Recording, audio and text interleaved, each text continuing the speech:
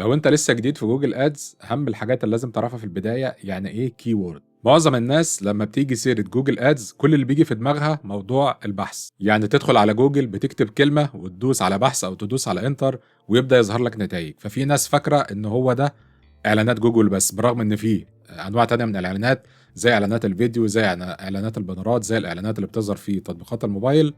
لكن الحاجة الأساسية أو الجوهر الأساسي بتاع الإعلانات هو فعلا الإعلانات اللي بتظهر في عمليات البحث. خلينا نجرب كده إن احنا نعمل بحث على أفضل عيادة أسنان في القاهرة، فيظهر قدامنا هنا السبونسرد ريزلتس، يعني الإعلانات ديت أصحاب العيادات دي أو أصحاب البيزنس ده دفعوا فلوس لجوجل عشان خاطر لما حد يبحث عن كلمة أفضل عيادة أسنان في القاهرة، البيزنس بتاعهم أو الموقع بتاعهم يظهر في النتائج الأولى.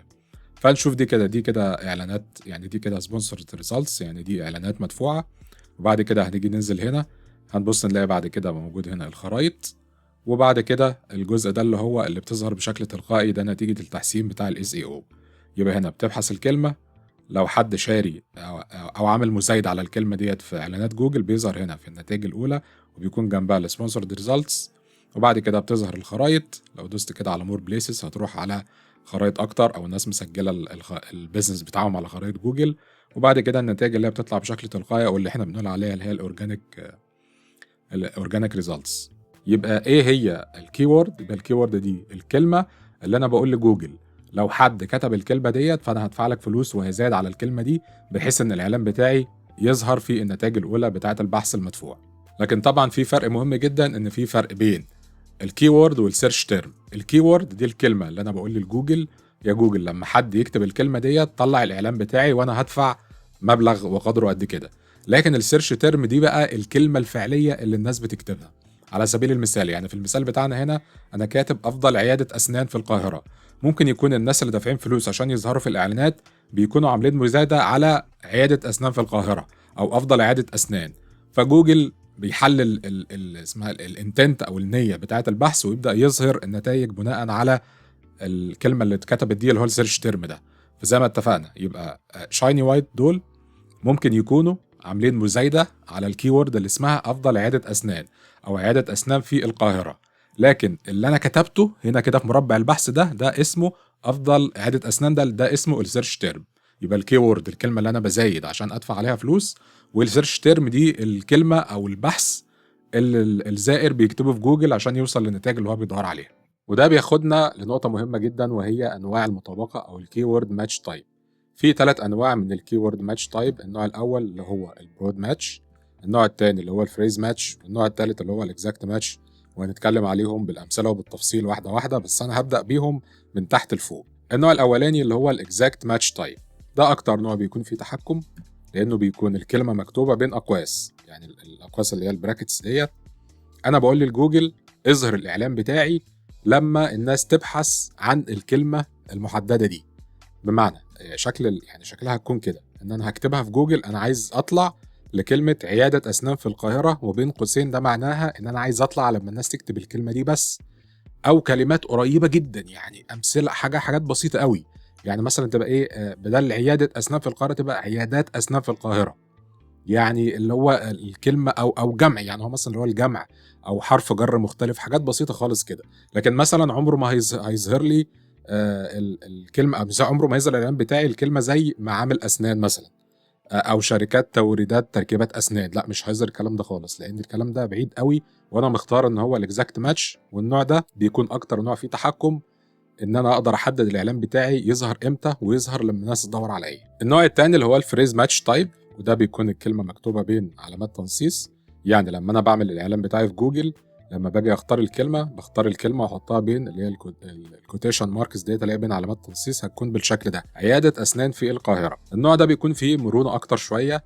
ليه؟ لان بيظهر الاعلان بتاعي لما حد يكتب عياده اسنان في القاهره، وممكن كلمات قبلها وممكن كلمات بعدها. بمعنى ان لو حد بحث عن كلمه افضل عياده اسنان في القاهره هيظهر الاعلان بتاعي، لان كلمه عياده اسنان في القاهره ديت موجوده كفريز ماتش.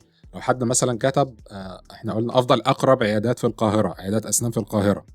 لو حد مثلا كتب عياده اسنان في القاهره قريب مني، او عياده اسنان في القاهره مثلا يعني بتشتغل في التوقيت الفلاني، هكذا. فزي ما قلنا الفريز ماتش ده الكلمه اللي انت بتختارها ان انت الاعلان بتاعك يطلع عليها، اللي هي زي عياده اسنان في القاهره. ممكن لو حد بحث بكلمات اضافيه قبليها، قبل الكلمه اللي انت مختارها، او كلمات بعديها، الاعلان بتاعك برضو يظهر للناس اللي بتبحث بالطريقه دي. النوع الثالث بقى اللي هو البرود ماتش تايب، وده بيكون شكله ان انت بتكتب الكلمه جوه الاعلانات او جوه الكامبين بتاع جوجل بدون اي حاجه، على يعني ولا قوسين ولا كوتيشن ماركس ولا اي حاجه. على سبيل المثال لو كتبنا تلفزيون سامسونج، الطريقه دي من المطابقه اللي هي البرود ماتش ديت بتكون خطيره، وبيجيب لك، ممكن يجيب لك حاجات قريبه، ممكن يجيب لك حاجات بعيده جدا. على سبيل المثال لو احنا كتبنا مثلا، او احنا اخترنا ان الكلمه بتاعتنا الكيورد اللي هنطلع عليها الاعلان هي تلفزيون سامسونج، ممكن تلاقي الاعلان بتاعك بيظهر على تلفزيون سامسونج. مش هيظهر على تلفزيون سامسونج، ممكن يظهر على تلفزيون LG، ممكن يظهر على تلفزيونات مستعمله، ممكن يظهر على تليفونات سامسونج، ممكن يظهر على تليفونات ابل، ممكن يظهر على حاجات يعني قريبه من كلمه البحث اللي انت مختارها، وممكن يظهر على حاجات لا تتخيلها خالص يعني. فعشان كده احنا يعني دايما بننصح لما تكون بادئ في الاول ولسه كده بتعمل تيست يعني، ولسه هتشوف الدنيا هتمشي معاك ازاي، التكلفه بتمشي معاك ازاي. اول لما تبدا يا اما تبدا بالاكزاكت ماتش او تبدا بالفريز ماتش، لكن البرود ماتش ده مش بننصح بيه في البدايه خالص يعني، لان احنا قلنا ان هو بيجيب لك ناس هو خلاص الدنيا معاه مفتوحه.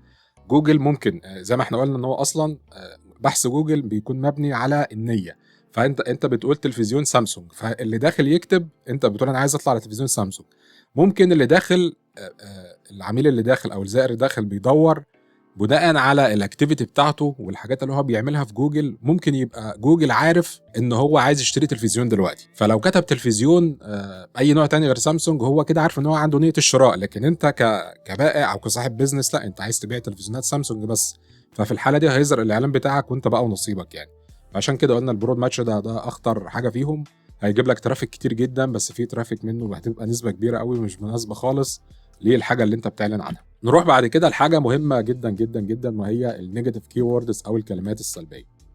معنى النيجاتيف كيوردز او الكلمات السلبية دي ان انت بتقول لجوجل لو الكلمة دي موجودة في البحث ما تعرضش الاعلان بتاعي. على سبيل المثال لو انت شركة بتقدم خدمة صيانة تكييفات في القاهرة، انت عندك شركة بتعمل صيانة تكييفات في القاهرة او بتبيع وبتشتري مستعمل وجديد وهكذا، فانت عايز الاعلان بتاعك يظهر لما الناس تكتب كلمة صيانة تكييفات في القاهرة. ايه الكلمات بقى السلبية؟ الكلمات السلبية حاجة مثلا زي مجاني، لو حد عايز يتعلق، حد مثلا عايز يعمل صيانة للتكييف مجاني، عايز يعني ينظفه كده، يرش عليه شوية مية، ينظف المروحة، ينظف الفلتر، حاجة زي كده، فانت لو صرفت فلوس على اعلان زي كده او على عميل زي كده انت صرفت فلوس على الفاضي، لان ده مش عايز يدفع فلوس. كلمه مجاني، مجانا، هي المفروض دي تبقى مجانا بس انا كتبتها مرتين يعني.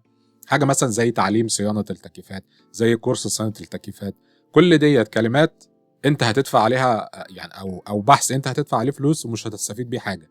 نفس الفكره برضو لو انت شغال في القاهره بس، او في حدود مدينه معينه، او في حدود منطقه معينه، ومش عايز يجي لك عملاء من منطقه معينه سواء مش بتغطيها او سواء اي حاجه تخص البيزنس بتاعك، فمثلا تكتب اسكندريه او تكتب منطقه شبرا او تكتب محافظه الفيوم. الكلمات دي لما انت بتكتبها، لو حد كتب صيانه تكييفات في القاهره وبعدين شبرا، لا خلاص الاعلان بتاعك ده كده مش هيظهر، لان الكلمه ديت خلاص هتخلي الاعلان كله يدخل تحت الجزء بتاع النيجاتيف كيوردز، فكده الاعلان بتاعك مش هيظهر طالما الكلمه ديت موجوده. وطبعا الكلمات السلبيه ديت بتتحط كنيجاتيف كيوردز بشكل برود يعني، عشان لو انت حطيت مجاني برضو تبقى زيها كلمه مجانا او ببلاش او حاجه زي كده، فانت بتحطها بشكل اللي هي بتبقى برود. فلو جينا نشوف كده مثلا مثال للنيجاتيف كيوردز او الكلمات السلبيه، هنيجي هنا كده على audiences keywords and content، وبعدين ندوس على keywords، وبعدين ندوس على negative keywords.